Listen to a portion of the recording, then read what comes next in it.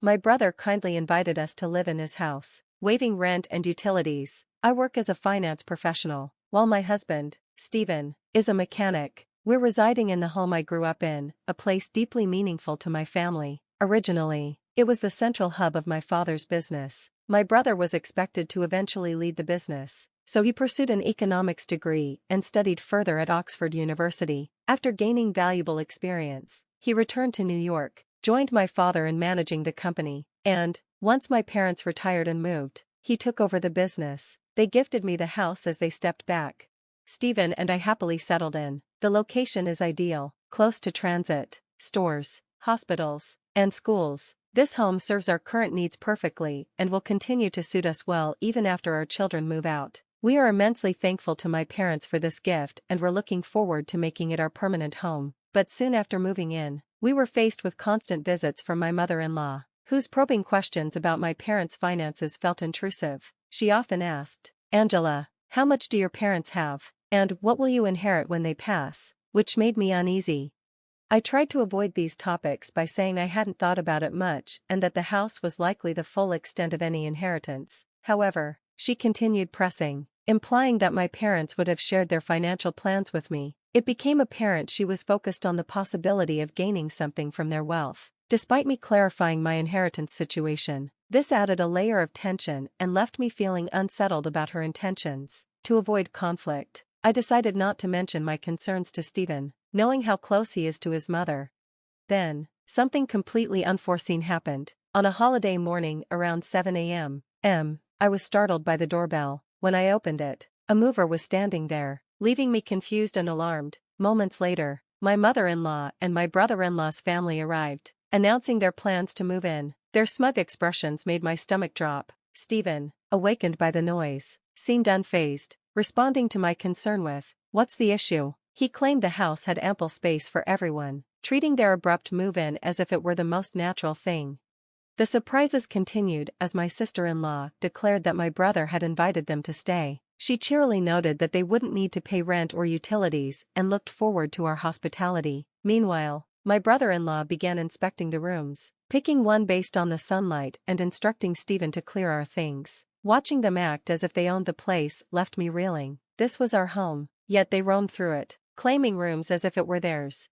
For some time, my mother-in-law and sister-in-law had overstepped boundaries, with my sister-in-law even going through my bag on previous occasions. Their invasive behavior was beginning to exhaust me, and this was the final straw. I finally stood firm and said, "This is my house. Why are you acting like it's yours? Enough, I want everyone out." It was time to take back my space and restore some peace.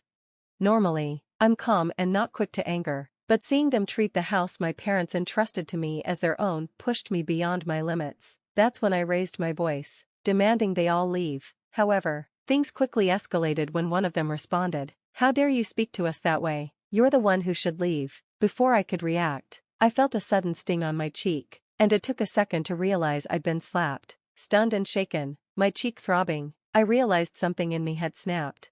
Living alongside people who could show such disrespect was unthinkable, but this was my house, and I wouldn't let them treat it like a free hotel. So, I made the difficult choice to leave temporarily. I quickly packed a few essentials and found a rental apartment where I could stay for a month. It meant commuting to work, but I saw no other option at that moment. Once settled, I called my parents to explain what happened, and their outrage was palpable. Even through the phone, my father, who balanced being a strict CEO and a caring father, was especially upset. I regretted bringing them into this, as they deserved a peaceful retirement, but my home was being overtaken. While adjusting to the rental apartment, I knew that Stephen and his family were likely enjoying my house. Encouraged by my brother and father, I realized it was time for a more decisive approach. A few days later, during a break at work, I saw dozens of missed calls and messages from Stephen. I knew exactly why he was reaching out. It was time to face the situation head-on, and this time, I wouldn't be alone in reclaiming my rightful home. I decided to take decisive action by contacting the utility companies to disconnect the power and water at the house. The property relies solely on electricity, so without it, nothing operates. Since we hadn't installed solar panels, there was no backup energy source. With the ongoing heat wave, living without these essential services would likely be very uncomfortable. This move seemed to be the reason behind the flood of calls from my husband, who was likely struggling with the sudden lack of utilities. During my break, he called again, and this time, I answered. "Why is there no power or water? Did you disconnect them?" he asked, his voice tense with worry. I calmly explained that, since I wasn't living in the house anymore, it didn't make sense for me to continue paying for utilities, given that it was my house. I felt it only fair to stop covering the bills for services I no longer used. When I laid out my reasoning, he grew frustrated, insisting that I should restore the utilities immediately, but I wasn't obligated to meet his demands. I told him that if they wanted the utilities back, they would need to cover the costs themselves. Every time finances came up, they argued it was my responsibility as the homeowner to pay, but their actions contradicted that sentiment. I had no intention of reactivating the services or requesting they leave. With my decision made, I ended the call as my break was ending. Later, my mother-in-law, sister-in-law, and brother-in-law also contacted me, complaining about the unbearable heat and the lack of water. They demanded that I turn the utilities back on, but I stood firm, refusing to relent. It was about setting boundaries and asserting my rights in my own home. After listening to their complaints, I firmly told them to handle the situation on their own and hung up. I suspected they hoped I would back down so they could continue living comfortably at my expense. However, even after a week without utilities, they didn't budge. Realizing I needed to take stronger measures, I consulted a lawyer from my father's company. I explained the situation, and he agreed to draft a formal notice to my husband, accusing them of trespassing. They had essentially occupied my home without my consent, treating it as if it were their own and pushing me out. Receiving the legal notice shocked my husband. Alarmed by the potential consequences, he contacted me, trying to negotiate. Aware of how much their social image mattered to them, I knew the threat of legal action would be a heavy blow, but despite his pleas and attempts to reason with me, I held my ground. At one point, he angrily called me from work, demanding I drop the legal pursuit and accusing me of being self-righteous. Unfazed by his outburst, I calmly reiterated my position, standing firm in my rights as the owner. If they continued to occupy the property, I told him, legal action would proceed. I ended the call, confident that arguing further was pointless. I had already begun discussing potential divorce proceedings with my lawyer. Later, I noticed missed calls from my mother-in-law and sister-in-law, but I decided not to engage further, blocking their numbers to maintain peace. The threat of legal consequences was too much for my husband's prideful family. Realizing they had no legitimate claim to the house, they eventually packed up and left. The divorce proceedings, guided by my lawyer, moved along smoothly. I then arranged for a professional cleaning service to refresh the house. After the months in temporary accommodation, returning to my now pristine and tranquil home was incredibly rewarding. Taking a stand to protect my space felt empowering, and I felt an overwhelming sense of relief. Once I had settled back into the house, I realized a few updates and repairs were needed. I discussed this with my father, who recommended a reliable contractor. We started planning the renovations, a refreshing project that symbolized a new chapter in my life. Living alone brought a freedom that was both exhilarating and calming. I could enjoy simple pleasures, relaxing on the sofa, eating whatever I wanted, without judgment or interruptions. However, 5 months into my peaceful solitude, I started receiving calls from an unknown number. Initially, I assumed it was the contractor, so I ignored them, but the calls persisted. Eventually, I picked up the phone, only to find it was my ex-husband, who I had recently divorced under strict terms arranged by our lawyers that prohibited any future communication between us.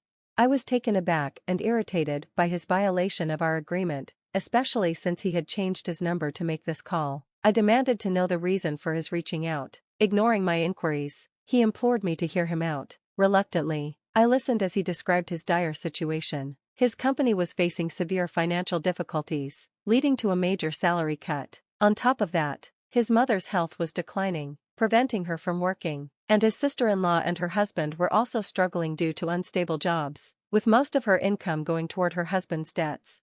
Hearing about his struggles hardly stirred my compassion. Memories of how they had invaded my home and taken control without my consent were still fresh in my mind. Their past behavior, marked by a lack of respect and consideration, made it difficult for me to empathize with his current woes. I reminded him that his problems were his to deal with and reiterated our legal agreement to cease all contact.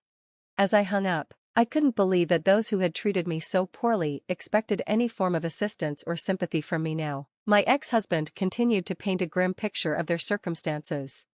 We're in a really bad spot. We might not be able to pay rent or even buy food tomorrow. We used to be a family, right? Please help us," he begged, his voice breaking with desperation. Yet, his pleas fell on deaf ears. I vividly remembered my own hardships and how, when I sought support, he failed to provide any. He and my mother-in-law had always looked down on me, and my sister-in-law and brother-in-law joined in, mocking my appearance and traditional beliefs without a care for my feelings. My mother-in-law not only intensified my struggles but also pressured me endlessly to have children, pushing herbal remedies on me, booking unnecessary medical appointments, and spreading harmful rumors about my fertility to the neighbors.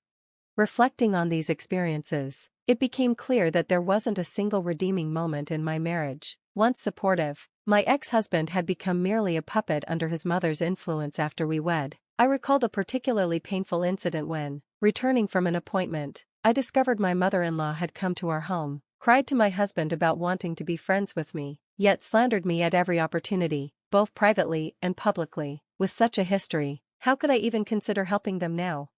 "No matter what you say, my stance is unwavering. I can't assist you," I declared firmly. I refused to let their current situation pull me back into a cycle of manipulation and disrespect. "I'm ending this call now, and I kindly ask you never to contact me again." With that, I hung up and blocked his new number. I knew he might try reaching out again with a different number, but I was ready to maintain my boundaries and protect myself from further involvement in his family's troubles. That weekend, I planned to change my phone number at a store to prevent any further harassment. However, before I could do so, my ex-husband and his family breached our legal agreement by showing up at my house around 10 p.m., banging on the door and shouting, "Open up, let us in, and take care of us. We're family, you should help us." Their loud commotion shattered the peace of the night, showing no regard for the late hour or the disturbance they were causing to the neighbors. Rather than confront them directly, I tried communicating through the intercom, urging them to leave and stop making a scene. However, they ignored my requests and continued to pound on the door, creating quite a ruckus. Frustrated by their reckless behavior, I was about to call the police when I heard sirens approaching. It turned out a neighbor had already reported the disturbance. Upon seeing the police, my ex-husband and his family panicked, mistakenly believing I had summoned the officers. They attempted to escape, but with a crowd of onlookers gathering, they had nowhere to go. The police quickly intervened, escorting them away. I explained the situation to the officers, detailing their unwarranted intrusion. The incident quickly became the talk of the neighborhood, and word even spread to my ex-husband's workplace through a colleague who witnessed the scene. Already grappling with financial issues due to a pay cut, the public spectacle and police involvement were the final blows to his career. His employer decided to terminate his position. Without a job and unable to afford his rent, tensions within his family escalated, ultimately leading to the disintegration of their living situation. My ex-husband, Stephen, and his mother now found themselves in public housing, both working multiple part-time jobs to make ends meet, with his mother eager to contribute to their diminished circumstances. Thanks for watching, and see you in the next video. Stay stunned.